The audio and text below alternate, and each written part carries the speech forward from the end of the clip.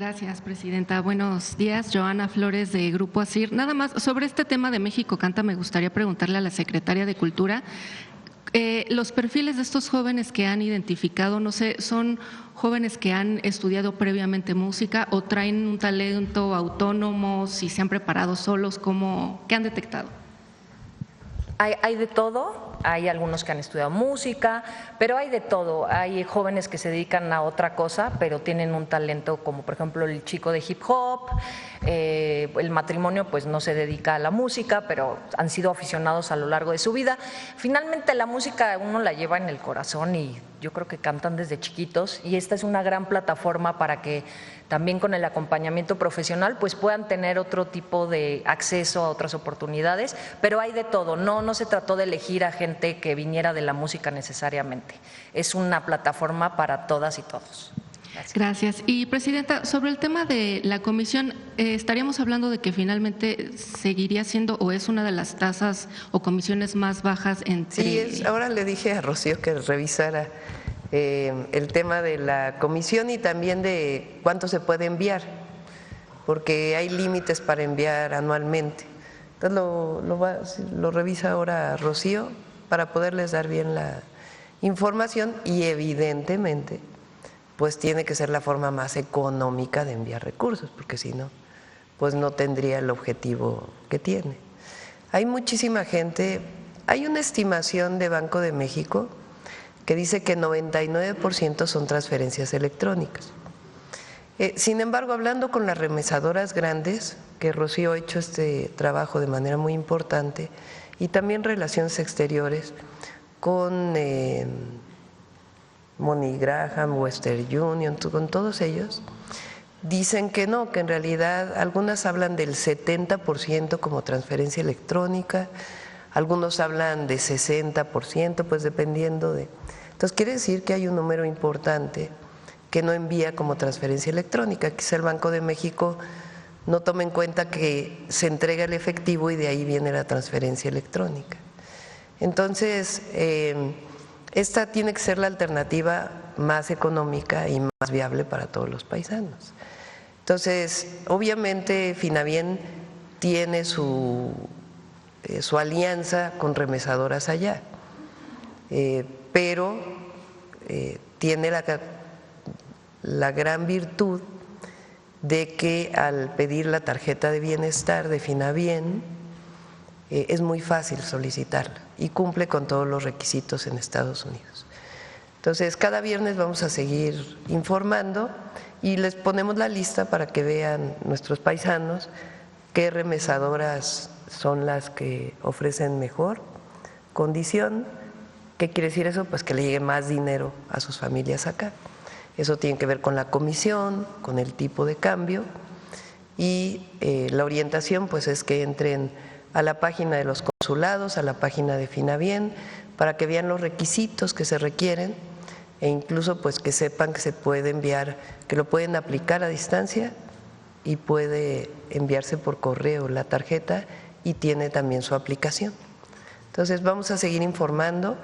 El impuesto entraría el 1 de enero del 2026, entonces tenemos un poco de tiempo para poder pues garantizar que esta es la mejor forma de envío, que cumple con todos los requisitos legales y que es la mejor manera para pues también los habitantes en México, que hay muchas familias, adultos mayores que reciben recursos de sus hijos y que de eso viven, además de la tarjeta de bienestar.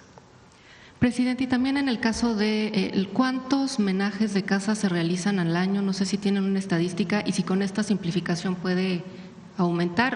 Sobre ¿Tienen todo… el dato de cuántos menajes? Adelante, Pepe. Perdón, presidente. Sí, en promedio andan alrededor de 1,000 al año, es decir, unos 3 al día. Ha habido años con un poco más, que fueron 2,090, por ejemplo, en 2017, y en lo que va del año van 819. No es un trámite masivo, esperamos que con esto pues se haga con mayor frecuencia, pero sí era importante que cuando lo hacen pues sea fácil para poderse traer sus cosas, ¿no? Presidenta, y los, no sé, Por cierto, costos todo esto surgió porque un compañero del gobierno, les voy a contar la historia. Me dijo en uno de los viajes que hacemos los fines de semana de las giras, oiga, presidenta, ¿sabe que mi novia estaba estudiando allá? Ya viene de regreso a México y le tuve que ir allá a ayudarle porque fue una tramitología tremenda para poder traer su homenaje, pues lo que compró allá para poderse regresar. Así surgió además de las solicitudes de los paisanos, y realmente en una semana se resolvió. El mayor problema es que tenían que tener un agente aduanal, pero hablando con aduanas pues no era necesario realmente, porque no es que traigan, pues traen sus homenajes, traen sus cosas. Entonces con describir qué es lo que traen, se les cree y ya pasan directamente por la aduana con su papel. ¿Y sus gastos de traslado es por parte de la persona? Eso es por parte de ellos, o sea, solamente aquellos que trabajan en el gobierno, que son parte del consulado, tienen un apoyo para poder traer su homenaje. Esta pues es la simplificación total y vamos a seguir anunciando otros apoyos, por ejemplo, pues que no sean víctimas de algún acto de corrupción en el camino, de algún mal funcionario. Va a haber un teléfono directo de la presidencia para que puedan hablar y decir me pasó esto. Entonces estamos haciendo muchos temas para poderles ayudar. Presidenta, en otro tema, hace unos días Uber anunció que iba a trasladar al usuario final los costos o gastos que van a hacer para poder regularizar a sus colaboradores ahora como trabajadores. Me gustaría conocer, ya también Secretaría de Trabajo ya manifestó su opinión, pero me gustaría también saber qué opina usted de esto que anunció. Uber tiene ganancias impresionantes. No tiene por qué pasarle al consumidor final esto con así un cachito de este tamaño, que le den al trabajador. Entonces realmente no es cierto que lo deban trasladar, sino que realmente se asuma pues que son personas que requieren seguridad social y que ellos como patrones, como empleadores digámoslo, porque no es directamente la misma asociación que cuando trabajas en una fábrica, pues tienen que contribuir. ¿Hay un diálogo con Uber o hay diálogo sanción? Permanente. Van más de 400,000 personas inscritas en el Seguro Social. A veces cuando hay personas que dicen es que hay que formalizar, que sí, pues hay que formalizar la economía, todos estamos de acuerdo con ello, pero piensan a lo mejor que es una persona que vende en vía pública. No, hay muchos trabajadores que poco a poco eso ha ido disminuyendo, sobre todo con la reforma del outsourcing, que tenían condiciones muy precarias de empleo, como los repartidores. Imagínense 400,000 personas que hoy van a contar con toda la seguridad social. Y si ganan menos de un salario mínimo, con el seguro para cualquier accidente. ¿Habría, si no llegan a algún acuerdo con esta empresa, alguna sanción a la...? Recuerden que son 6 meses de periodo de voluntario, pero bueno, la verdad es que es increíble porque todas las empresas están colaborando, hasta Didi, que algún día dije que no, también ya está colaborando. Entonces, no tiene por qué pasar al consumidor final y más bien hay que pensar positivo en que las empresas están de acuerdo. Somos el primer país del mundo que en este nuevo tipo de empleo de repartidores vinculados con plataformas digitales tienen seguridad social. Ellos participaron previamente en mesas, como nos habían informado, manifestaron esta intención. Participaron en mesas de Marat y Zoé, Marat Bolaños, secretario del Trabajo, y Zoé Robledo, director del IMSS, tienen mesas permanentes con ellos, tanto con las plataformas digitales, como con trabajadores que tienen alguna duda, están abiertas las mesas. Pero nunca manifestaron esta intención de querer cobrar No. Presidenta, y en otro tema, no sé si tuvo oportunidad esta semana, la jefa de gobierno anunció el bando 1, básicamente para tratar de regular el tema de las rentas, saber su opinión sobre esto y si esto podría ayudar, sobre todo ahora que viene el tema del Mundial el próximo año, que mucha gente va a estar viniendo y va a estar justamente recurriendo a este tipo de ofertas a través de rentas. No solamente es el que no pueda aumentar la renta más que la inflación. Por cierto, esto ya existía, nada más que ahora Clara le pone la vigilancia de ello para que realmente sea así. Ese es uno de los temas, pero son otros 9 puntos. Es decir, es un programa integral para fortalecer que quien vive en su colonia se pueda quedar en su colonia y que aun cuando haya desarrollo urbano, pues no se genere estos esquemas de gentrificación que provocan altos costos de la renta y de la vida en esos lugares. Entonces es un programa integral, es un muy buen trabajo de la jefa de gobierno y va a ayudar mucho, creo yo, a pues disminuir esta presión que tienen algunas colonias en la ciudad, como la Condesa, la Roma, la Juárez, en general colonias que están en la alcaldía Cuauhtémoc principalmente. Y se anuncia una marcha justamente contra la gentrificación para el domingo. ¿Algún llamado a los manifestantes? Pues primero que no haya violencia, que el problema no es la gente que nos viene a visitar. Quien nos viene a visitar se quiere quedar aquí a vivir un tiempo, viene de visita de otros países del mundo, tiene que ser respetuoso de nuestras leyes, de nuestra Constitución y respetuoso con todas y todos los mexicanos. Eso es lo primero. Pero esto no debe ser un pretexto para un asunto discriminatorio de aquel extranjero o extranjera que quiere venir a vivir a México. Eso es lo primero. Y lo segundo, pues que no haya violencia. En México hay derecho a la manifestación, a la libre expresión, aunque algunos digan que no, es falso, y que se manifiesten pacíficamente. Y pues el diálogo que tienen con la jefatura de gobierno. Clara es muy buena jefa de gobierno y siempre está buscando la manera de atender todos los problemas. Presidente, y finalmente, ayer trascendió perdón, dicen 10 preguntas, lo siento. Ayer trascendió la muerte de Hernán Bermúdez, a ver si en el gabinete se tocó este tema independientemente de las investigaciones que hay en contra del exfuncionario. ¿En Tamaulipas dices? ¿Es el caso de Tamaulipas? De Tabasco. De secretario Tabasco, de sí. Seguridad de Tabasco. ¿Ayer? Sí, que había muertos, se rumoraba, saber si este tema… ¿No se tocó en el gabinete? Es que los nombres, hubo un fallecimiento de un activista en Tamaulipas que lo estamos trabajando, revisando con las familias.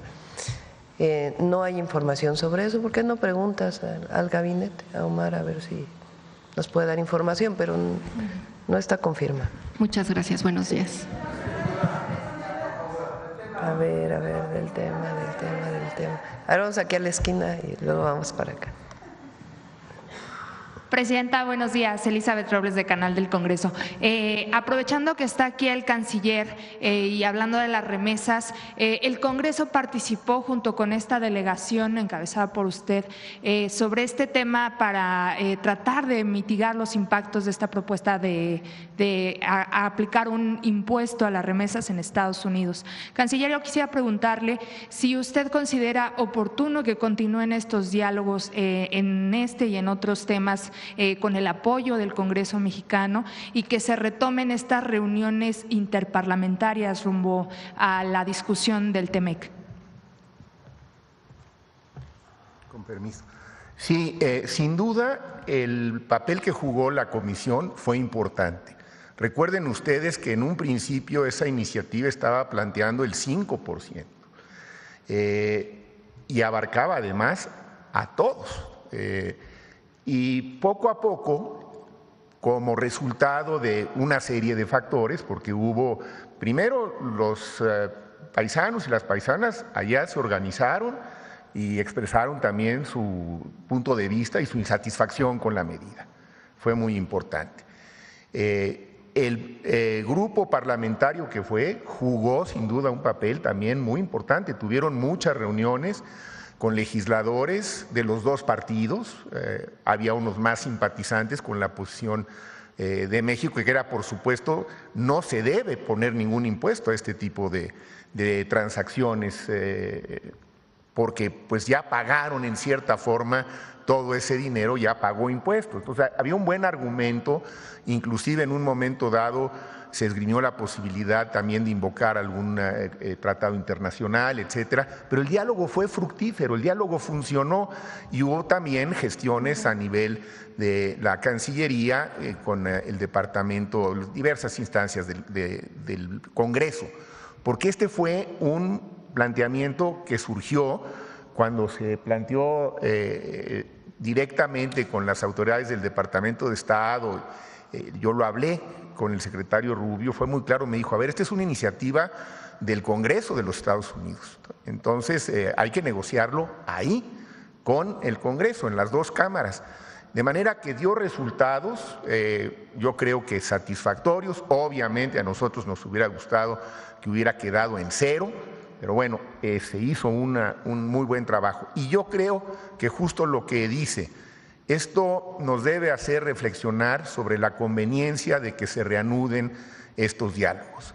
La presidenta Sheinbaum ha sido muy clara y reiterada en sus instrucciones. Tenemos que dialogar con todos aquellos con los que tengamos puntos de vista afines, pero también y sobre todo quizá con los que tenemos puntos de vista que no coinciden. Y el diálogo en ese caso específico dio resultados. Yo estaría muy a favor de que se reanudara. Correcto. Presidenta, también aprovechando que está el titular de la agencia, Pepe Merino, preguntarle, a propósito de la publicación de los decretos de ley en materia de telecomunicaciones, ¿ya tienen alguna valoración sobre el impacto presupuestal que tendrá la implementación? Porque, por ejemplo, se mencionó hace algunos días en Cámara de Diputados que se va a requerir presupuesto para el próximo año para la contratación de agentes, de comprar infraestructura y demás. ¿Ya tienen consideraciones acerca del impacto presupuestal que tendrá?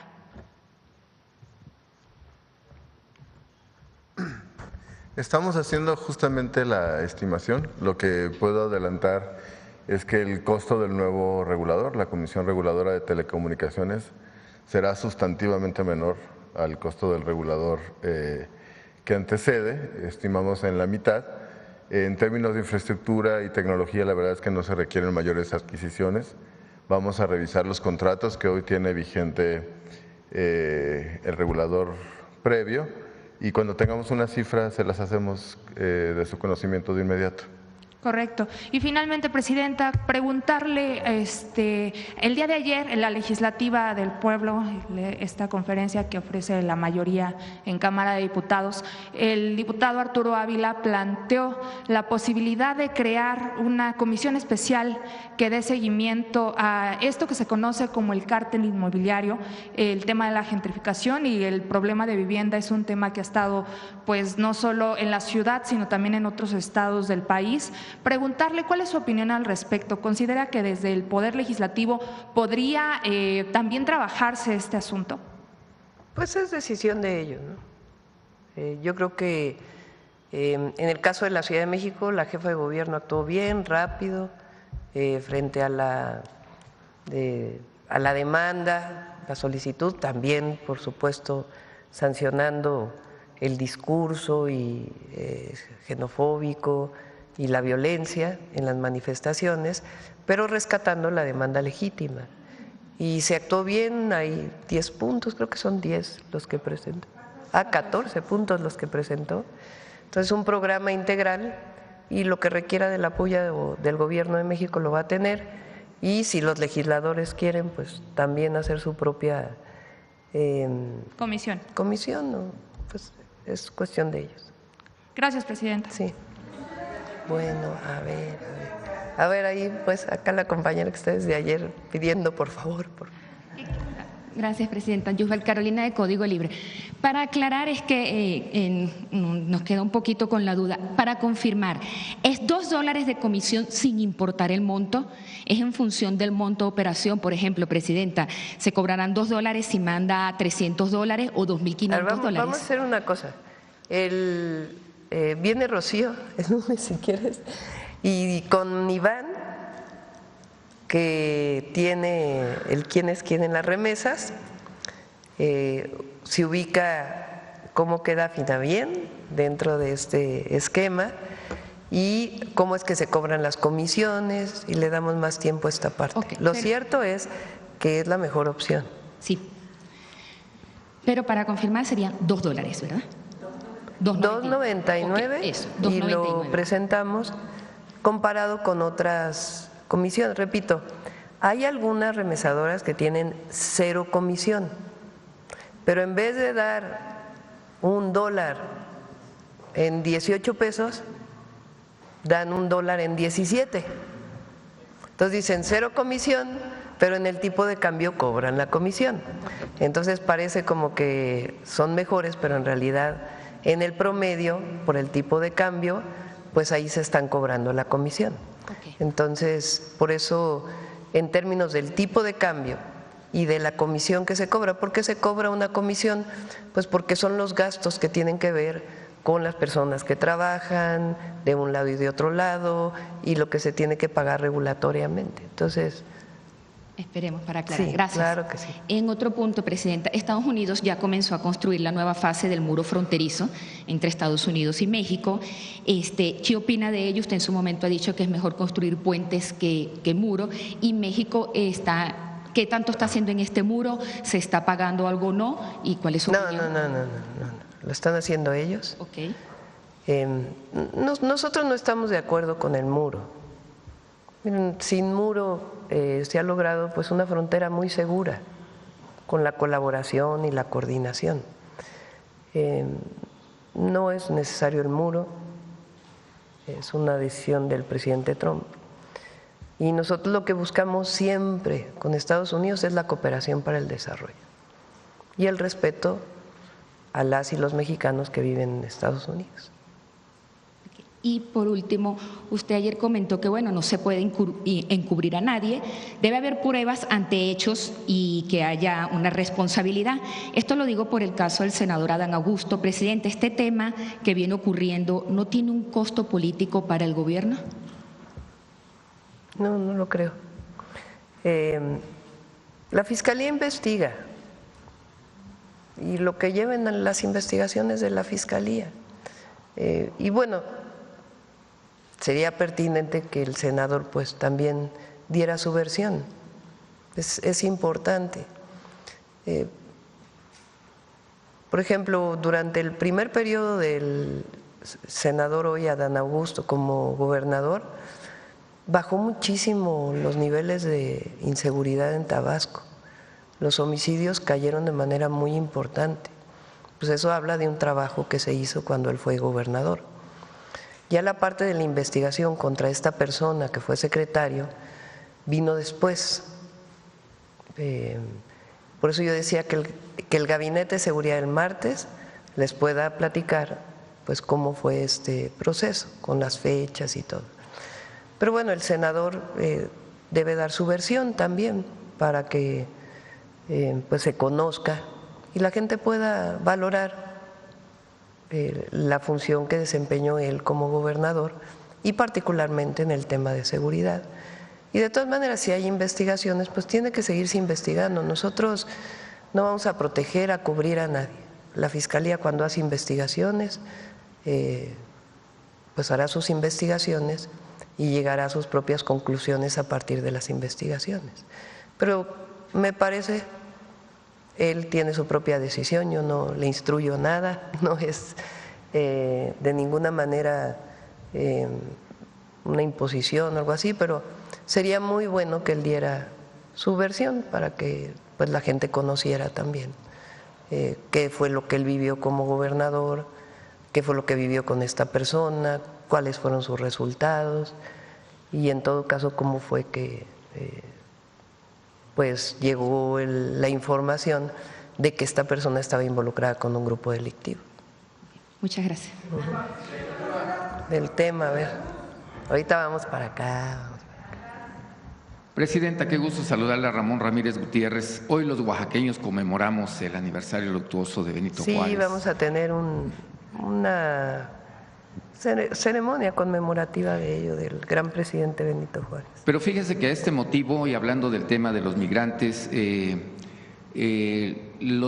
hemos mantenido, al menos a Oaxaca se ha mantenido en muchos aspectos, pero también una gran mujer que tiene que ver con Benito Juárez, Margarita Maza, mantuvo la República. Ella cosiendo allá en Nueva York. Creo que se necesita rememorarla en este día, como todos los días a Margarita Maza. Sí, cada año lo vamos a dedicar a una heroína. Así como iniciamos con la mujer indígena, porque son muchas mujeres indígenas, el 2026 va a tener su efemérides, así, y Margarita Maza va a ser uno de esos años, porque en efecto no solo es un asunto de que fue esposa de Juárez, primero fue una mujer con mucho sufrimiento, porque hubo un periodo cuando estuvo preso Juárez y después cuando vivió en Estados Unidos, después cuando viene Guerrero, donde ella cargó con todo el peso familiar y además pues un apoyo incondicional a Juárez y al movimiento de reforma. Entonces es una mujer extraordinaria, coincido, y perdieron hijos ellos incluso por la situación de pobreza en la que vivía ella en Estados Unidos. Entonces sí es muy importante reconocerla en toda su valía. Y hablando precisamente de migrantes, voy a sintetizar por el tiempo de mis compañeros la situación de los migrantes. Los oaxaqueños somos migrantes.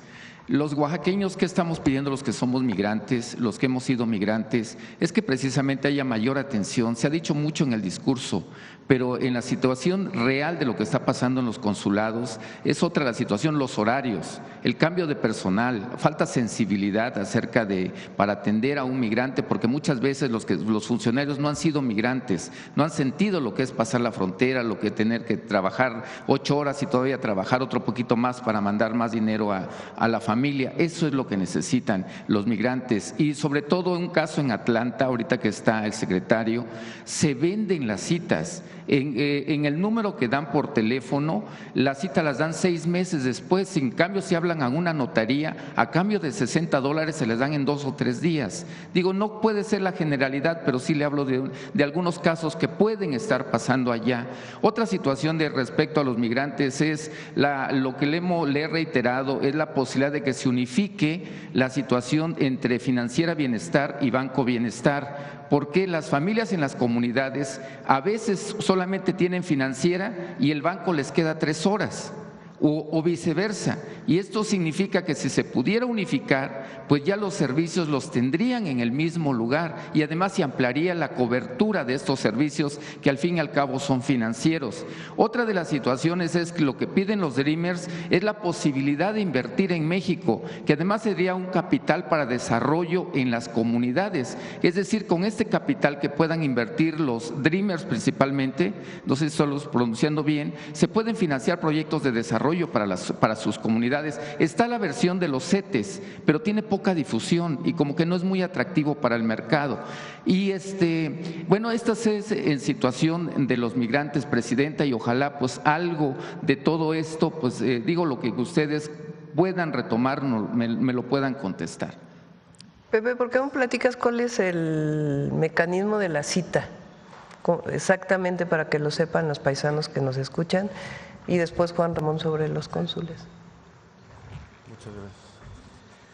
El tema de las citas, en efecto, era un tema de mucha exigencia por parte de paisanas y paisanos, en parte justamente por ese tipo de prácticas que por supuesto vamos a revisar junto con Cancillería y hacer lo que solemos hacer, que es un ejercicio de usuario simulado para verificar exactamente cuál es la atención y que no ocurra ese tipo de cosas que por supuesto son inaceptables. Lo que ocurría antes es que alguien reservaba muchos pedacitos de horarios ¿no? Llenaban todo el día y luego tenían estas prácticas que mencionas, ¿no?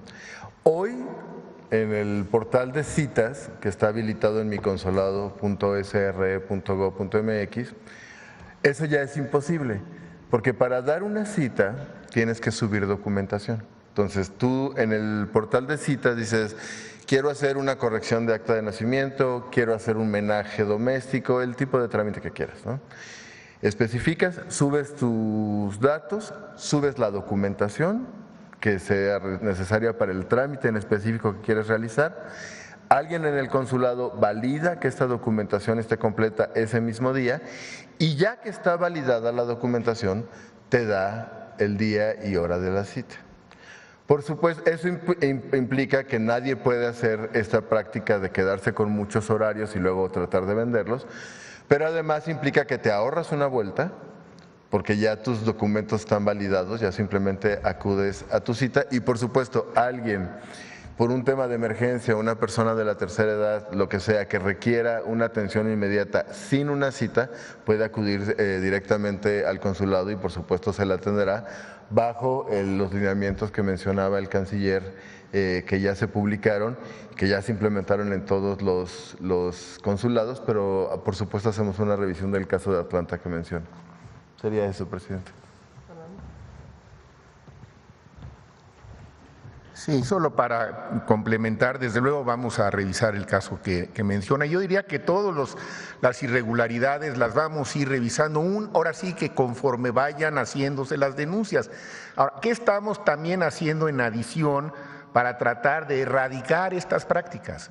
Estamos haciendo evaluaciones periódicas y a través de visitas no anunciadas, junto con la Agencia de Transformación Digital. Ya hicimos una primera ronda por cada uno de los consulados, donde llegaron algunas compañeras y compañeros de la agencia a hacer su trámite como cualquier otro, y ahí pudimos identificar dónde estaba el número mayor de irregularidades. Entonces, hay una evaluación permanente. Por supuesto que nosotros no avalamos ninguna de estas prácticas, hay que denunciarlas, y yo sí confío en que una vez que la digitalización esté plenamente asimilada por los usuarios y desde luego por los cónsules y sus colaboradores, pues esto tiene que disminuir y probablemente podamos llegar a erradicarlo. ¿Por qué no? Es decir, ¿dónde está el problema? El problema está fundamentalmente en que hay una práctica muy inercial que se prestaba a todo tipo de irregularidades. Bueno, está planteada una solución y está implementada. Y el otro tema de los horarios, te puedo decir que el nuevo modelo de atención consular plantea, entre otras cosas, horarios homologados para todos los consulados, de manera que esté claramente definido de qué horas a qué horas, inclusive tenemos medido cuánto debe durar aproximadamente cada trámite. Bueno, pero tomamos nota de todas estas irregularidades que aún subsisten para atenderlas, pero también quisiera mandar el mensaje, porque esta ha sido la instrucción reiterada que yo he recibido por parte de la presidenta y que hemos transmitido a todas y todos los compañeros que trabajan en los cónsules, en los consulados, que tenemos que erradicar estas prácticas, que tenemos las herramientas para poder erradicarlas y que es asunto de ponernos a trabajar con la intensidad que sea necesaria. También quisiera decir que dentro de los nuevos modelos que hemos estado implementando, por ejemplo, para los nuevos nombramientos, a todos ellos se les dio un curso en el Instituto Matías Romero para que puedan llegar con todos los elementos necesarios. Este curso, que instruyó la presidenta también, se hizo ya obligatorio, de manera que ahora cuando alguien vaya a ser nombrado para un puesto de representación en consulados o en embajadas y que no tenga la formación del servicio exterior, tendrá que tener acreditado ese curso que les da los elementos fundamentales y las herramientas para trabajar. Pero atendemos con mucho gusto ese caso y cualquier otro específico que quisieran plantearme, con mucho gusto, y los retroalimentamos en cuanto tenga yo la información. Presidenta. Los cónsules tienen que tener algo por encima de todo, amor al pueblo.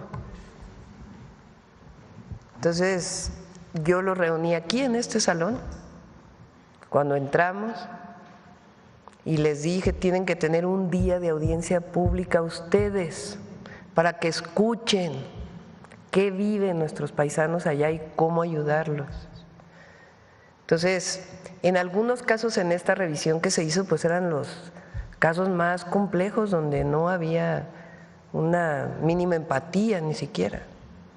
Entonces, el cónsul, todo el servicio de relaciones exteriores, porque tiene pues su carrera y muchos vienen de hace mucho tiempo, pero en particular los consulados en Estados Unidos, el cónsul por encima de todo, la cónsul es amor al pueblo y entender una situación difícil que viven nuestros paisanos, particularmente en este momento, pero en general, cuando están allá, que muchas veces viven situaciones de discriminación o que no pueden estar en contacto con sus familias. Los cónsules tienen que apoyar. Presidenta, en este mismo tema del tema que está tocando, celebramos mucho este certamen de México Canta. Sin en cambio, ojalá que para la próxima emisión se pueda considerar también a los radicados en el resto del mundo. ¿Por qué le hablo?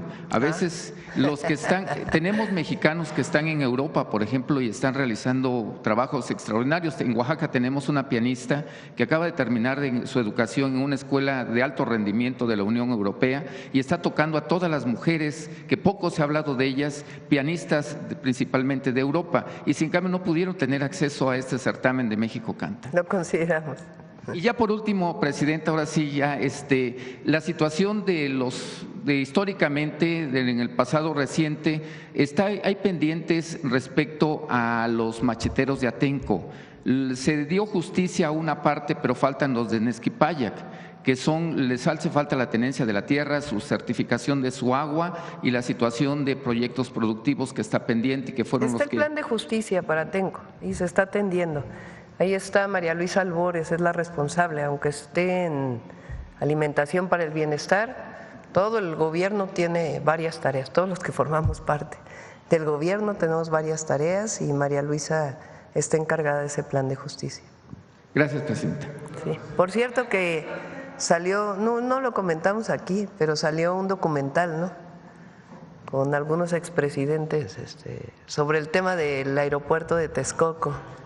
Ya salió hace tiempo, ¿no?, algunos meses, como queriendo reivindicar, ¿no?, que por qué el aeropuerto se hizo en Santa Lucía y no en Texcoco. Salieron unas fotos por ahí, ¿no?, a ver si las muestran de cómo está el lago de Texcoco ahora. Y la otra cosa, recuerden que al cambiar el aeropuerto, primero el aeropuerto que se iba a construir en Texcoco iba a cerrar el aeropuerto de la Ciudad de México. Y el aeropuerto de la Ciudad de México lo iban a convertir en un desarrollo inmobiliario. Ese era el gran negocio, entre otros, del aeropuerto internacional en Texcoco. Por otro lado, esa es una. Entonces, la decisión que además se puso a votación de que se fuera a Santa Lucía, la tomó la gente también. Y se ahorraron 300,000 millones de pesos.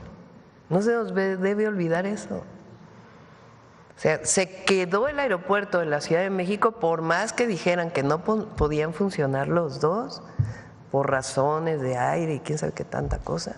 Están funcionando los dos de manera excelente, y al hacer el aeropuerto en Santa Lucía, en vez de en Texcoco, con todo y lo que se les pagó a los contratistas para poder cerrar sus contratos, se ahorraron 300,000 millones de pesos. Entonces hay que tomarlo en cuenta eso. Bueno, vamos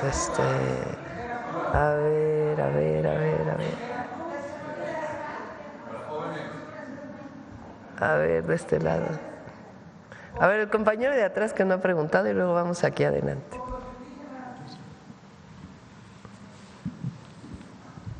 Muchas gracias, Presidenta. Buenos días a todas y a todos. Soy Arturo Sánchez, del periódico La Jornada. Me gustaría preguntar primero por la cuestión de los migrantes, en particular sobre el seguimiento que se le está dando al caso de Jaime Alanís, el mexicano que murió a causa de las heridas que sufrió en una redada.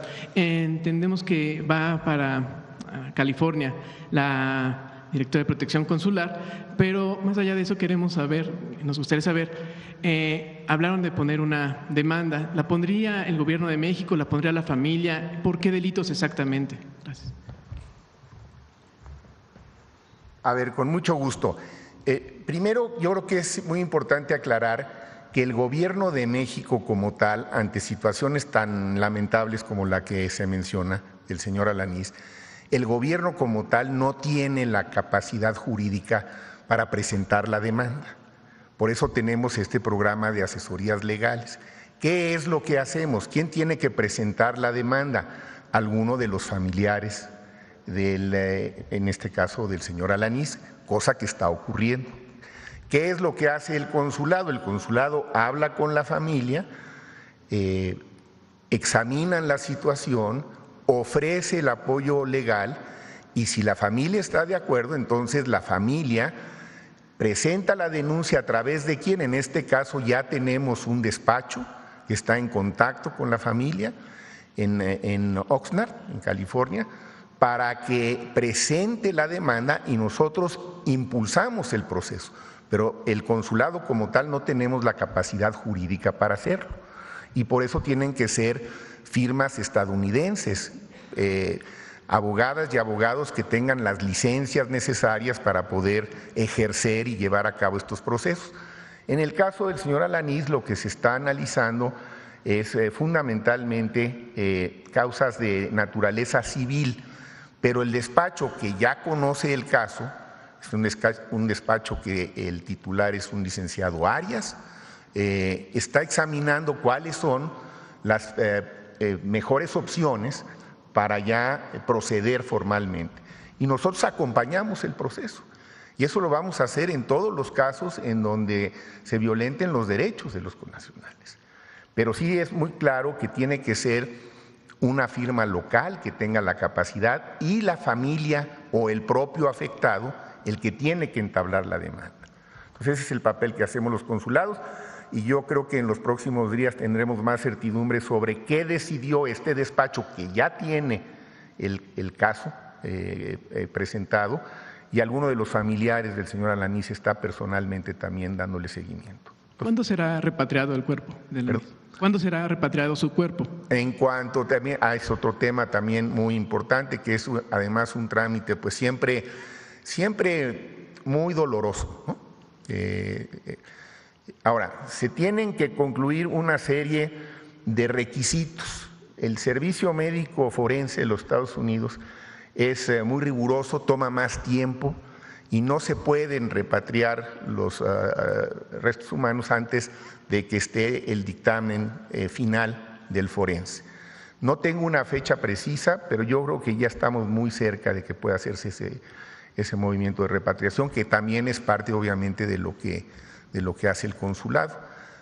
Si te parece, hoy mismo me informo a ver si ya tenemos alguna fecha específica, pero sé que se ha estado acompañando. Tardan tiempo, recuerden ustedes que a veces nosotros pensamos que las cosas en México son muy lentas, pero hay algunas cosas en otros países que son todavía más lentas. Y yo recuerdo desde la pandemia, que estaba yo en Estados Unidos en aquella época, que fallecieron muchos connacionales y de otros lugares del mundo, que se tardaban muchísimo en liberar los restos humanos para poder repatriarlos. Pero estamos en ello y yo trataré de tener una fecha específica para comentártela en el curso del día. Por otro lado, me quisiera preguntarle acerca de unas declaraciones hechas por la fiscal general Pam Bondi hace un par de días en una conferencia de prensa en la que se daba cuenta de incautación de drogas y en la que ella señaló que, usó sus palabras, muchos inmigrantes ilegales están haciendo el trabajo de los cárteles en nuestras comunidades y lo señala casi prácticamente directamente de traficar drogas. Esto se acompaña con toda una, digamos así, narrativa del gobierno de autoridades estadounidenses que señalan que los inmigrantes son delincuentes. A diario el ICE en sus redes sociales publica las detenciones y se concentra en violadores, abusadores, exconvictos y demás, ¿no? Sin embargo, las cifras señalan claramente que de los que han sido deportados de octubre a la fecha, menos del 10% tienen cargos penales o cargos diferentes a la entrada irregular al país.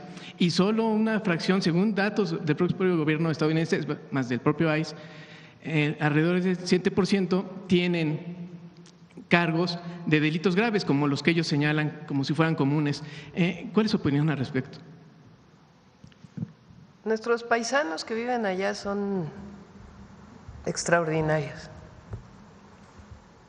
Puede haber un caso, siempre hay excepciones, de alguna persona que haya cometido un delito, pero sostienen la economía de muchos estados de la Unión Americana. Hoy están sufriendo en esos estados problemas, en servicios, en el campo, pues porque hay muchos paisanos que hay días que no van a trabajar. Entonces, son gente buena. Recientemente salió una propuesta, a ver si el próximo viernes hablamos de ella, de senadores republicanos y demócratas para legalizar a los trabajadores y trabajadoras que están allá a partir de cierta época, no con nacionalidad, pero sí con permisos de trabajo. A mí me parece que esa es una opción muy buena, la hemos defendido siempre, y la defensa que tengamos que hacer de los mexicanos. La migración, no se debe criminalizar la migración. La gente migra por necesidad, en el 99.9% de los casos. Mexicanos, centroamericanos, sudamericanos y muchas personas de otras nacionalidades que van a Estados Unidos buscando una vida mejor, por tener una economía, pues la economía más importante de todo el mundo todavía. Entonces, se fueron a buscar una vida mejor y en muchos de ellos ya incluso tienen la nacionalidad o tienen hijos allá que tienen la nacionalidad. Y recientemente salió la encuesta de Gallup, incluso la compara, a ver si la ponemos, de lo que piensa el pueblo estadounidense, que ha cambiado la visión. Una época en que se veía mal a los migrantes o había una concepción equivocada, no le voy a poner otro calificativo, hacia las y los migrantes de México y de otros países de América Latina y del Caribe. Pero resulta que con esta encuesta, a ver si ahora sale, la mayoría del pueblo estadounidense está de acuerdo con que se queden en Estados Unidos los migrantes y no está a favor de las redadas. Entonces, es muy interesante.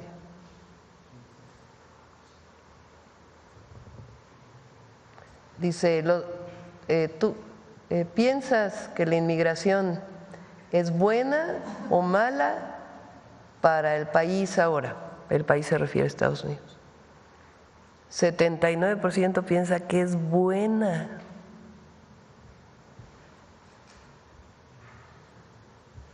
Entonces, esto es muy importante para que lo consideren también, pues, en Estados Unidos. En otro tema, esta semana hubo una cumbre en Bogotá en la que estuvo la relatora especial de la ONU para los territorios palestinos, Francesca Albanese, y ahí estuvo de alguna manera la representación mexicana. Me gustaría preguntar específicamente en qué consistió la representación mexicana, la participación mexicana en esta cumbre y si es algún respaldo para Albanese en relación a las sanciones que le ha impuesto el gobierno estadounidense. ¿A quién? A la relatora especial, Francesca Albanese. Nuestra posición siempre va a ser, ahora le paso el micrófono. Nosotros, y es una posición de hace mucho, no solamente de nuestro gobierno, es que debe haber dos estados, Israel y Palestina, y que estamos en contra de la guerra. Esa es nuestra posición siempre. No sé, Juan Ramón, si quieres comentar algo más.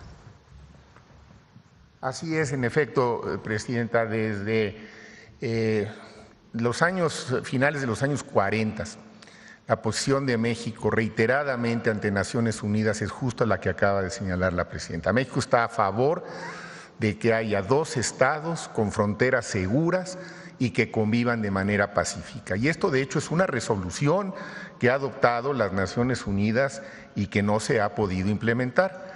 Ahora, en relación a la reunión específica que señalas, en efecto, estuvo nuestra embajadora ahí, estuvo en calidad de observadora, hay muchas iniciativas. Nosotros vamos a seguir los planteamientos de Naciones Unidas con esa posición que históricamente ha estado definida y que además estamos convencidos que es la única que tiene viabilidad.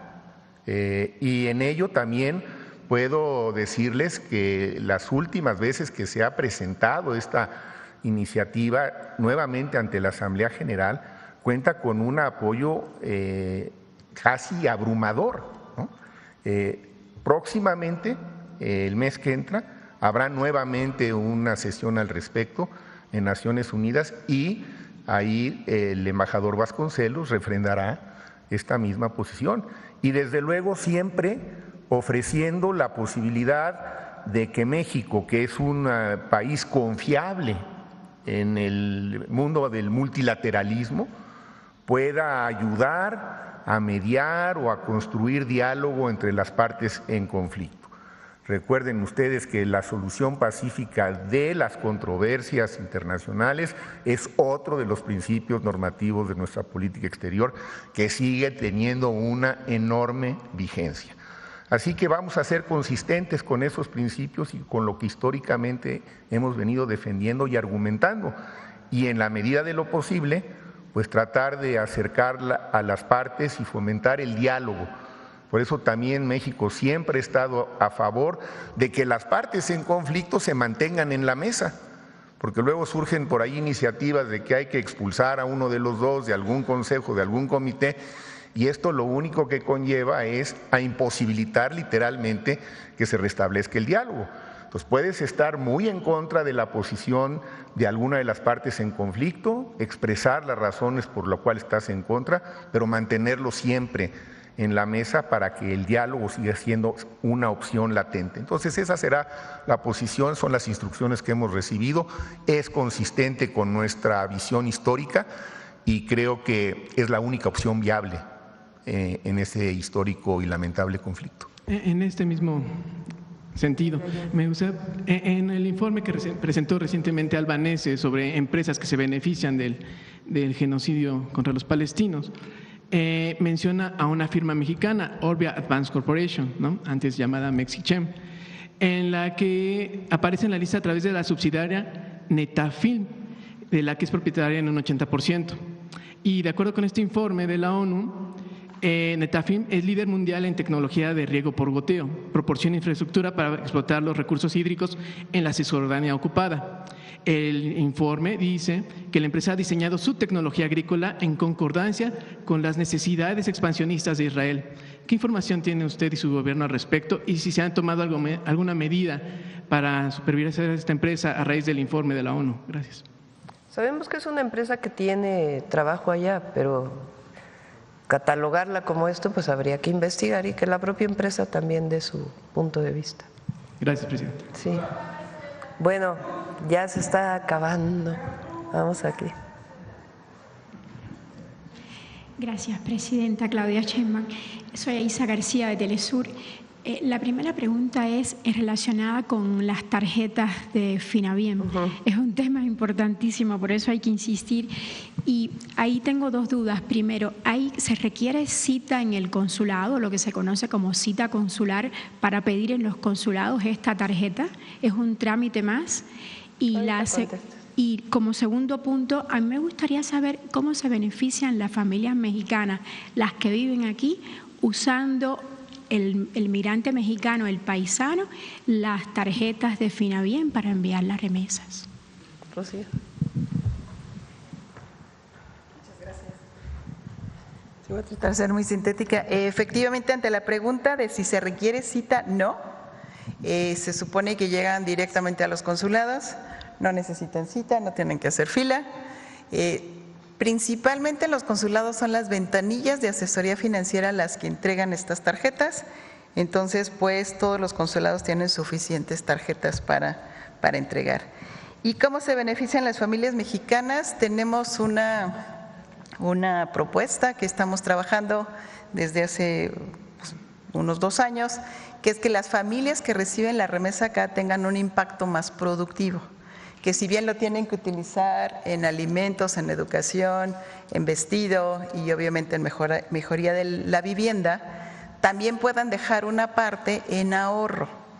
¿Qué quiere decir? Que si en promedio las familias envían $400 al mes, recibe el familiar aquí en México, que al menos dejara una partecita en ahorro, ahí les estamos abriendo su cuenta en CETES principalmente, y que ese ahorro también nos pueda servir como un colateral para obtener un crédito si tienen un negocio. Entonces, las familias les estamos ofreciendo eso cuando llegan acá a nuestras sucursales, que pueda ser una remesa más productiva, un círculo virtuoso que le llamamos, para que puedan tener pues mucho más beneficios precisamente al llegar con nosotros.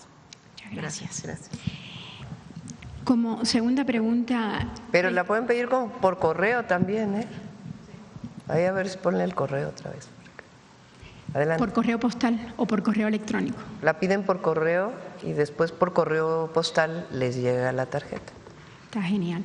Sí. Presidenta, en cuanto al tema del ICE, las redadas, los migrantes, fíjese que hablando con nuestros corresponsales en Los Ángeles, nos dicen que una de las grandes preocupaciones justamente de las familias de los migrantes en Estados Unidos, en los lugares donde han habido redadas, es que cuando el ICE detiene a un migrante, pues pasan largas horas y hasta días en saber, bueno, a dónde se lo llevaron. Y mi pregunta concreta es si nuestros consulados conocen en tiempo real, por parte del ICE, a dónde son llevados los migrantes mexicanos. Se solicita la información permanentemente. Ahí sí hay una relación de la que se refería el canciller, pues del consulado con la propia embajada, también con las instituciones como ICE o CBP. Y lo que hacen los cónsules, tienen esa instrucción de ir personalmente o a través de alguna persona al consulado todos los días a los centros de detención. Todos los días tienen que ir para poder saber quién está ahí, cuántos mexicanos están ahí.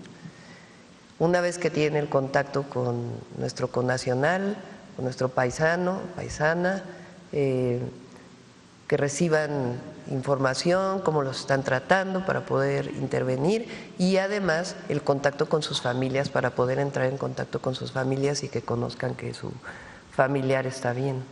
Entonces, eso es lo que hacen los consulados y la verdad en eso todos los consulados han estado trabajando de manera muy importante.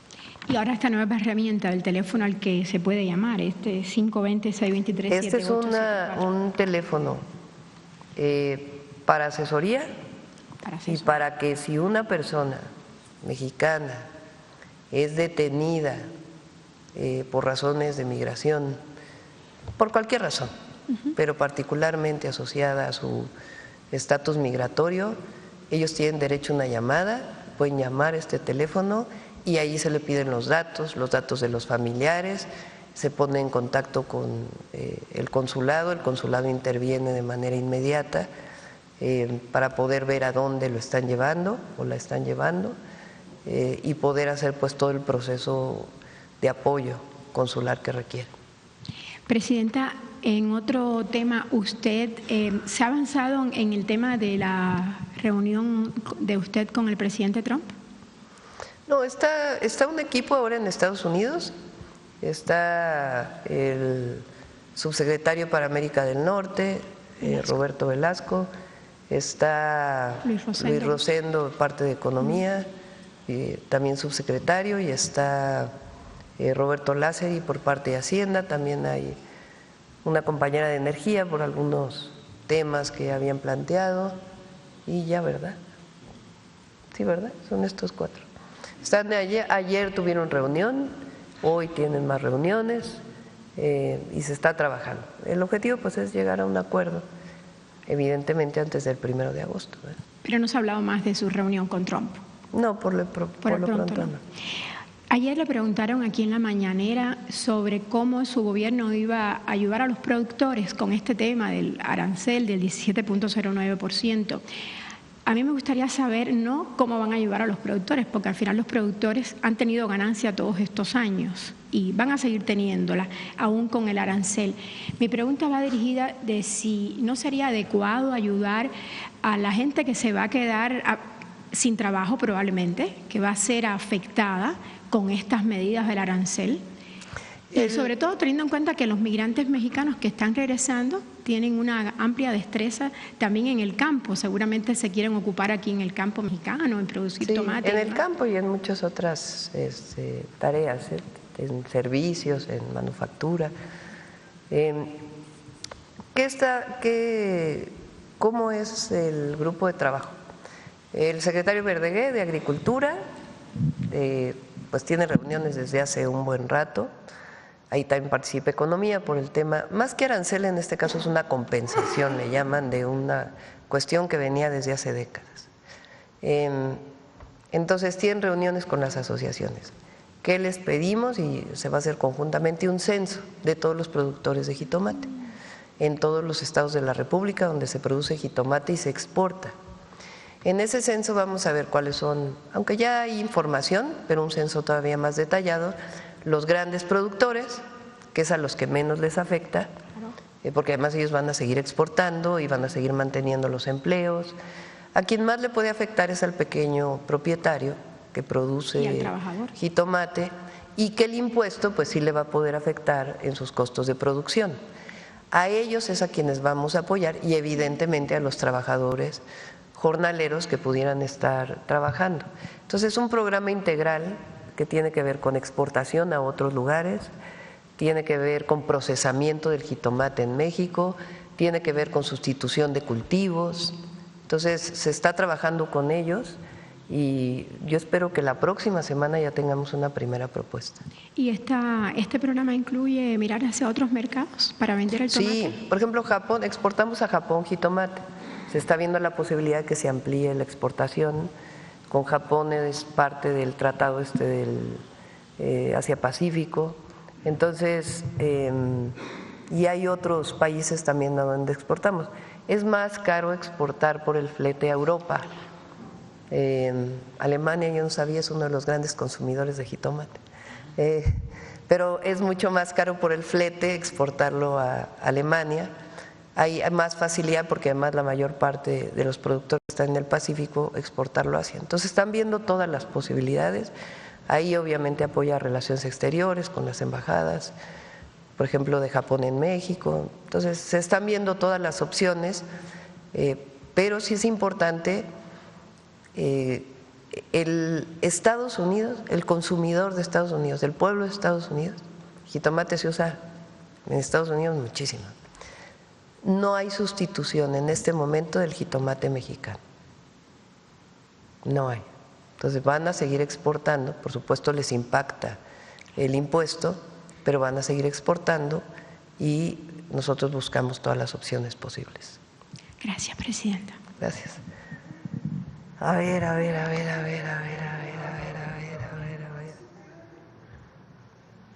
9:20. A ver aquí atrás a la compañera y luego el compañero que viene de Veracruz y cerramos y dejamos para el lunes las siguientes. Buenos días, Presidenta. Yareda Arciniega, de Revista Fortuna. Presidenta, respetando plenamente la autonomía de la UNAM, ¿cuál es su postura ante el deterioro en el posicionamiento de la universidad pues en el ranking internacional? QS, donde cayó hasta el lugar 136 y salió del top mundial. ¿Qué papel jugará la nueva Secretaría de Ciencias, Humanidades, Tecnología e Innovación en la estrategia de su gobierno para fortalecer la educación superior, Presidenta? Y pues también apoyar a las instituciones como la UNAM a recuperar el liderazgo en investigación, docencia e internacionalización. No sé si este es el mismo. Bueno, Juan Ramón fue rector de la UNAM. Por eso le pregunto, cuando Juan Ramón fue rector, se colocó a la UNAM entre las 100 universidades más prestigiosas del mundo, pero no sé si es el mismo índice. Es un índice diferente, también es importante, porque se toman en cuenta distintos indicadores, parámetros. La UNAM es una muy buena universidad, ya saben que yo tengo yo soy Puma, nací Puma desde niña porque mi madre estudió en la UNAM, mi padre estudió en la UDG, en la Universidad de Guadalajara. Y bueno, yo estudié en la UNAM pues, desde el bachillerato, en el grandioso CCH Sur. Les mando abrazos a todos los CCHeros y CCHeras. Entonces, por supuesto que queremos muchísimo a la Universidad Nacional. Yo pienso que tengo mis opiniones también, que no las voy a vertir aquí en este momento, en otro día podemos hablar de ello. Y tiene que, sobre todo, dedicar muchos recursos a los estudiantes, más de los que están dedicando ahora, esa es mi posición, entre otras, y a los académicos. El subsecretario de Educación Superior, Ricardo Villanueva, él fue rector de la Universidad de Guadalajara y él está en contacto a través de la NUYES con todas las universidades del país. Estamos trabajando varios temas con todas las universidades y también queremos que amplíen la matrícula y que hagan sus programas de austeridad de veras para que los recursos se destinen principalmente a las funciones sustantivas de las universidades, que es la educación, la investigación y la difusión de la cultura.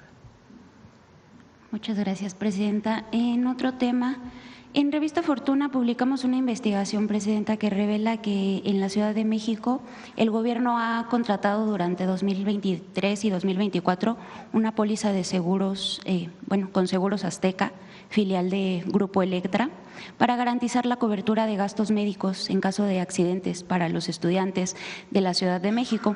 El costo de esa póliza es de al menos 16 millones. Revisaron, ¿no? Ya hubo una declaración del gobierno de la Ciudad de México sobre esto. Sí, Presidenta, en este sentido, preguntarle, ¿no debería de valorarse también el cumplimiento fiscal, incluyendo a las controladoras como criterio adicional en las licitaciones públicas, debido a que pues Seguros Azteca pertenece o su controladora es Grupo Electra y tiene, como lo expuso su gobierno, tiene una deuda fiscal? Hay que hacer las cosas que están dentro de la ley, siempre. Entonces, en ese marco pues se puede revisar. Si hay una empresa sancionada por alguna razón, pues no debe ser contratada, ¿no? Sí, porque a partir de las leyes y de las normas en México. Ahora, en este caso particular, el gobierno de la ciudad pues ya respondió que iba a revisar el contrato. Muchas gracias, Presidenta. En otro tema, y otra vez recordando que el Banco de México cuenta con autonomía constitucional, ¿cuál es su postura ante la preocupación expresada por al menos uno de los integrantes de la Junta de Gobierno, quien votó en contra del reciente recorte de la tasa de interés, argumentando que la inflación podría no converger a la meta del 3% ni siquiera en 2026? ¿Qué acciones desde el Ejecutivo considera prioritarias para contribuir a que la inflación disminuya de manera sostenida, Presidenta, sin comprometer el crecimiento ni el poder adquisitivo de la población? ¿Será posible que converjan las acciones del Gobierno con una necesidad de mantener a raya la inflación, sobre todo tomando pues en cuenta que la red de protección social, los apoyos sociales aumentan el circulante monetario y la liquidez en la economía? Primero, yo estoy de acuerdo, es una decisión del Banco de México, ellos la toman, pero yo estoy de acuerdo que baje la tasa de interés, porque ayuda a la inversión. Mientras menor sea la tasa de interés, pues evidentemente más créditos puede haber y mayor inversión va a haber en nuestro país. Los bancos tienen muchos recursos en México. Entonces, de hecho, cada vez que que me reúno con ellos, siempre les digo cuándo van a bajar las tasas de interés ellos, ¿no? Porque ya la bajó el Banco de México y ellos tienen que bajarla para que incluso pequeñas o medianas empresas puedan ser sujetas de crédito. Entonces, es una decisión del Banco de México a partir de sus propias estimaciones, cálculos, modelos, pero desde mi punto de vista está bien. 2, no ha habido inflación relacionada con la baja de la tasa de interés. El incremento de la inflación del mes pasado, que ya bajó el último mes, tiene que ver con el aumento en el precio de la carne, el aumento al precio del pollo y el aumento de carne de res, pollo y de cerdo. ¿Qué tiene que ver eso con la bajada de la tasa del banco? Pues nada. Tienen que ver con cuestiones estacionales, escasez de algún producto, en fin, la gripe aviar que vino de Brasil, bueno, aquí no entró pues, pero que tuvo Brasil en determinado momento, pues tiene que ver con otros indicadores que no están asociados a la baja de la tasa. Entonces, pues bueno, ahí tienen puntos de vista distintos los subgobernadores. Creo que se llama así, subgobernadores. Subgobernador. Muchas gracias, Presidenta. Por último, en 2024 la COFESE presentó una demanda colectiva sin precedentes contra empresas distribuidoras de medicamentos como Casa Marsam, Casa Saba y Fármacos Nacionales por prácticas monopólicas que afectaron durante años el abasto y los precios en el sector salud. El enfoque de esta demanda es que se obtenga una compensación económica por más de 2.300 millones de pesos que puedan destinarse al IMSS Bienestar, aunque un juzgado rechazó inicialmente la demanda ante los alegatos de los distribuidores de medicamentos. El caso sigue pendiente de resolución en la Suprema Corte, Presidenta. Ante la desaparición de la COFESE como organismo autónomo y la creación de la Agencia Antimonopolios, ¿cómo se observa el desarrollo de este caso ahora que ya va a entrar el nuevo Poder Judicial? Bueno, las resoluciones que haya tomado la COFESE, pues esas se respetan, ¿no? Porque está en la ley, está en la Constitución. Por supuesto, ante esas decisiones, pues siempre la persona o la empresa tiene el derecho de amparo. Yo creo que ya todo esto ya le va a quedar a la nueva Corte.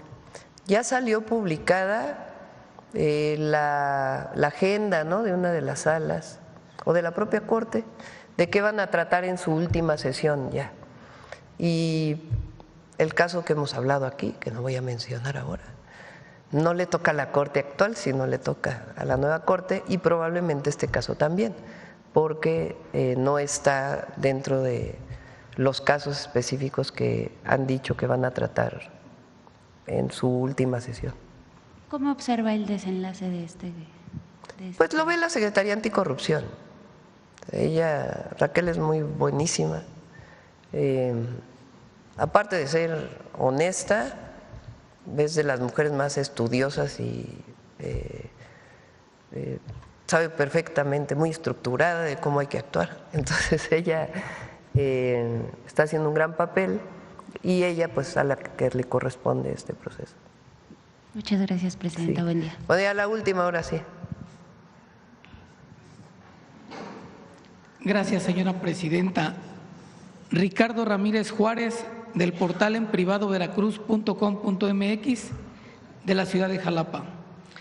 Con profundo respeto y esperanza me dirijo a usted en nombre de miles de niñas y jóvenes indígenas de Papantla y de toda la región del Totonacapan para preguntarle con el corazón abierto cuál ha sido el curso que se le ha dado a la petición que con tanta ilusión hicimos llegar a través de este espacio. Esa petición representa mucho más que un anhelo, es el sueño colectivo de que el Instituto Politécnico Nacional Campus Papantla se convierta en una realidad palpable, porque para estas niñas y jóvenes el acceso a la educación superior no es solo una meta académica, sino una puerta abierta al futuro, a la dignidad y a la justicia social. Gracias a aquella solicitud presentada el pasado 31 de enero y a la fuerza de nuestras voces unidas, la señora gobernadora Rocío Nale García visitó el 10 de febrero las instalaciones ya construidas por el Instituto Politécnico Nacional, acompañada entonces por el secretario del Ayuntamiento, hoy alcalde electo de Papantla, Gonzalo Flores Castellanos. Esa visita fue un paso firme hacia adelante, una señal de que sí es posible cuando hay voluntad y compromiso.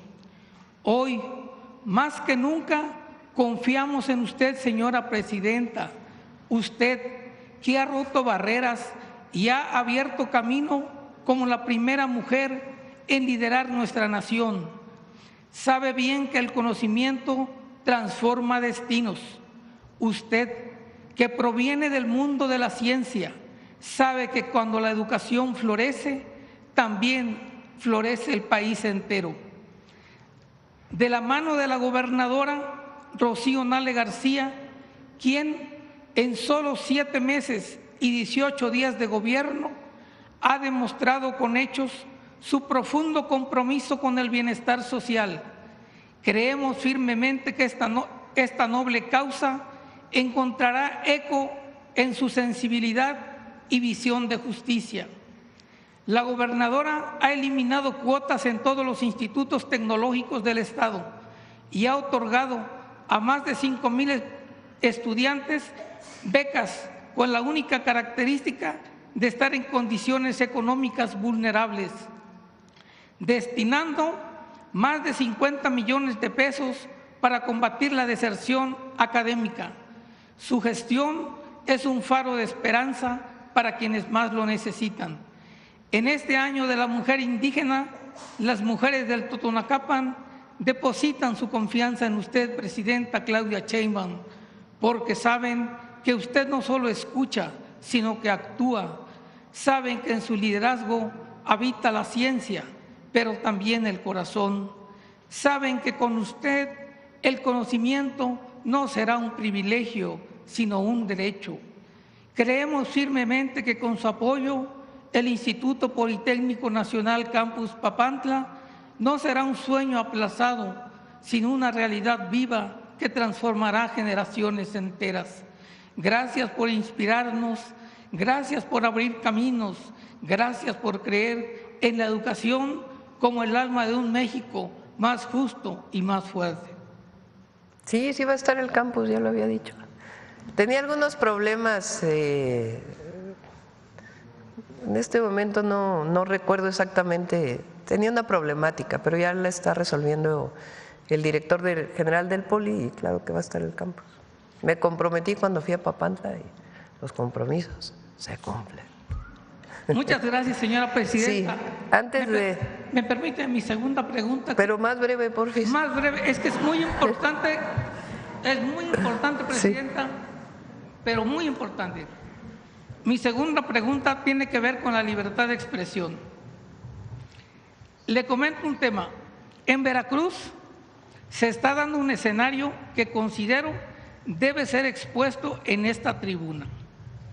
Varios medios de comunicación como Notiver y columnistas del mismo Notiver y otros portales de Veracruz y Jalapa, ampliamente conocidos, fueron los que más combatieron a usted como candidata presidencial y a Rocío Nale como candidata a gobernadora, acusándolas de todo tipo de falsedades, mentiras y denostaciones personales para buscar ayudar a ganar a los candidatos del PRI, PAN y PRD.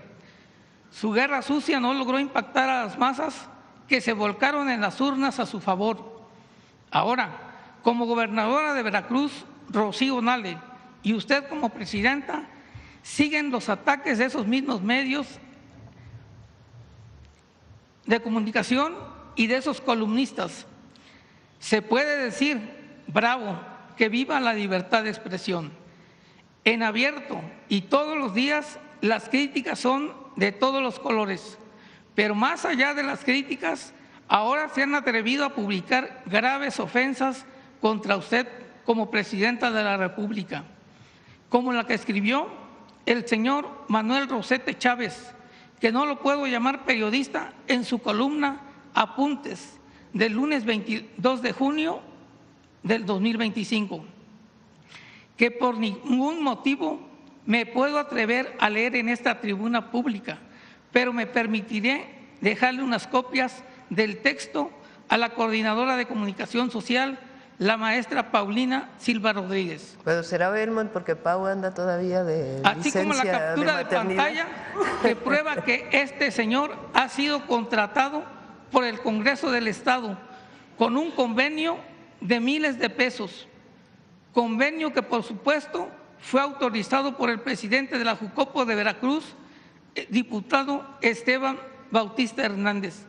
Lo que considero que es grave es que ahora resulta que entre más se ofenda a la presidenta de México y a la gobernadora Rocío Nale en el Poder Legislativo de Veracruz, a estos columnistas y medios de comunicación se les trata cuerpo de rey y les entregan convenios de publicidad de muchos miles de pesos autorizados por el jefe de prensa del Congreso del Estado, un columnista del Notiver que fue impuesto por el dueño de este medio, quien siempre escribió en contra de la candidata presidencial Claudia Sheinbaum y de la candidata gobernadora de Veracruz, Rocío Nale, de nombre Esaú Valencia Heredia. Convenios de publicidad, reitero, de muchos miles de pesos que son autorizados por el presidente de la Jucopo, Esteban Bautista Hernández, y coordinador de la poderosa fracción parlamentaria de Morena, quienes también autorizan a estos medios de comunicación y columnistas se ensañen contra la diputada Tania Carola Cházaro Viveros, presidenta de la mesa directiva del Congreso local, a quien acusan de que muy pronto integrará su bancada lésbico-gay con su compañera petista, la combativa legisladora Elizabeth Morales García, texto que fue publicado el pasado 29 de junio del 2025, del cual también dejo las copias respectivas. Eso no es todo. El presidente de la Jucopo, Esteban Bautista Hernández, autorizó un convenio de muchos miles de pesos al periódico Vanguardia de Veracruz, propiedad de Gregorio Gómez Martínez, alias Goyo Gómez, quien se encuentra bajo la medida cautelar de prisión domiciliaria por el asesinato del exdiputado federal Nicanor Martínez Holguín. Medios de comunicación donde quien aparece como directora de nombre Ivonne Patricia también fue detenida por secuestro agravado, quien luego de permanecer más de 16 meses presa fue liberada por un juez federal. Aún con todos estos antecedentes, un reportero de Vanguardia Veracruz, el pasado viernes 4 de julio en esta mañanera del pueblo, señaló que usted como presidenta de México debería hablar con la gobernadora Rocío Nale por temas de inseguridad en el Estado, sin mencionar los graves delitos en que se encuentran involucrados el dueño de Vanguardia de Veracruz, Goyo Gómez, y la directora del medio, su cuñada Ivonne Patricia. Alias Goyo Gómez, desde la prisión domiciliaria, operó abiertamente en las recientes elecciones del 1 de julio del 2025 a favor de los candidatos a alcaldes del partido Movimiento Ciudadano, con su poderosa estructura financiera y criminal, tratando de ganar las alcaldías de Poza Rica y Papantla en complicidad con otro expresidiario, José Manuel del Río Virgen, procesado y encarcelado por su presunta vinculación en el asesinato de René Tobar Tobar, ex candidato a alcalde del MC en Cazones en las elecciones locales del 2021 y actual funcionario menor de la Auditoría Superior de la Federación. Mi pregunta es, ¿está usted de acuerdo a que desde el Poder Legislativo de Veracruz se patrocinen a columnistas y medios de comunicación que ataquen y ofendan a usted como presidenta de México y a nuestra gobernadora de Veracruz? Muchas gracias y perdón porque me extendí, pero creo que es necesario. Gracias. Estoy de acuerdo con la libertad de expresión, por encima de todo. Ahora, porque ni modo hay que decirlo. También estoy de acuerdo con el derecho de réplica. Ya se me había olvidado, pero por las 8 columnas del Reforma de hoy. Sacó un comunicado el secretario Omar García Harfuch, pero es muy importante que se conozca. Primero, que cuando va a haber una aseveración así es muy importante que siempre tomen el otro punto de vista, sobre todo cuando se va a acusar a una institución del tamaño de la Secretaría de Marina, que tiene el mayor reconocimiento del pueblo de México, porque dice la CEMAR, no dice algunos elementos que en todo caso habría que ver, dice la CEMAR y la FGR. Entonces, para que se tome en cuenta la opinión de la Secretaría de Marina. En el operativo que dice ahí, participó la Secretaría de Marina deteniendo a los delincuentes vinculados con el huachicol, imagínense. O sea, acusa que hay vínculos y es la propia Secretaría de Marina quien encabeza este operativo, obviamente con la Fiscalía General de la República, para las detenciones que se realizaron. Entonces, un llamado, porque considero que hay libertad de expresión, pero también hay derecho de réplica, y sobre todo cuando se acusa a dos instituciones y particularmente a la Secretaría de Marina, que es de lo mejor que tiene nuestro país. Bueno, se queda ahí y vamos con Suave Patria porque ya es retarde. Muchas gracias, Presidenta. Con su permiso. Bani Nana, Bani Tata desde Palacio Nacional. Les acabo de saludar en mixteco, o la lengua Dandavi, como se autodenomina, del municipio de Huajuapan de León, Oaxaca. A lo largo de toda la República Mexicana tenemos una diversidad en expresiones artísticas que se han transmitido de generación en generación, cautivando al mundo por sus colores, sabores y ritmos que representan toda una historia. En el corazón de la Guelaguetza, cuyo significado es hermandad, apoyo mutuo, ayudarnos los unos a los otros en la lengua zapoteca, ha tomado un valor muy importante entre las y los mexicanos. Durante esta gran fiesta, la generosidad, la reciprocidad, el bienestar colectivo se fomentan a través de los diferentes pueblos del estado de Oaxaca. El día de hoy, en el marco de la Guelaguetza, conoceremos una danza muy especial que representa a la pareja. Con sus movimientos nos hablan de la felicidad, nos hablan del enamoramiento. Con su permiso, Presidenta, y desde el hermoso municipio de Huajuapan de León, estado de Oaxaca, les traemos la siguiente cápsula. Adelante, por favor. En la región mixteca, una danza late al ritmo del corazón de su gente, el jarabe mixteco.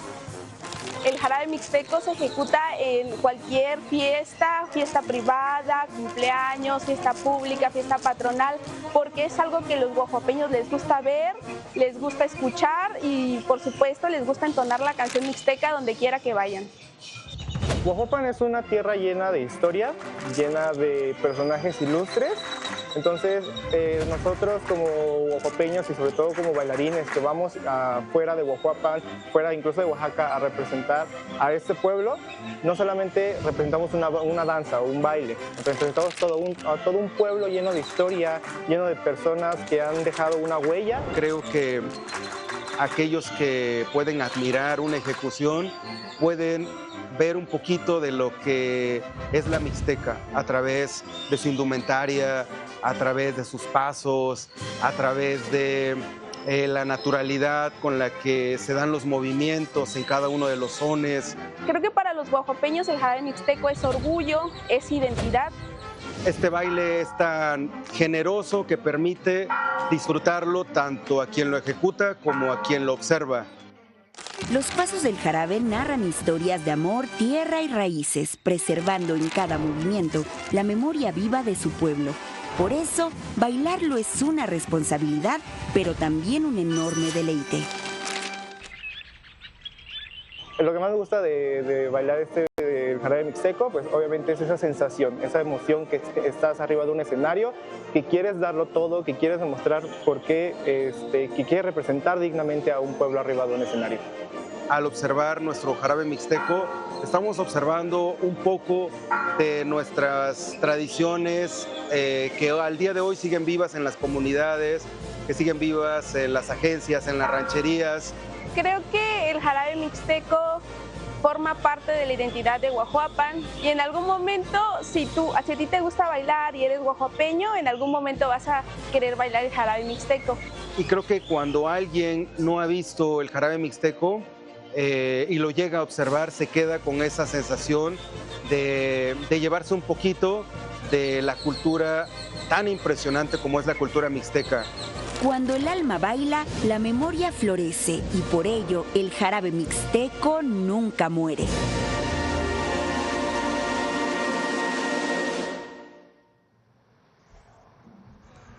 Como vimos en el video, el jarabe mixteco representa los sentimientos, la pasión, los colores y la música tradicional. Gracias a todas y a todos los danzantes que a través de sus 7 sones, como el jarabe inicial, el macho, el chandé, el palomo, el oaxacado, el toro y el jarabe final, han hecho y nos han dejado huella en nuestra nación y forman parte ya de nuestra identidad. Porque al bailar el jarabe mixteco se deja el alma en cada uno de nuestros pasos, por amor a nuestra gente, por amor a nuestro pueblo, por amor a México. Civencia, muchas gracias. Gracias, presidente.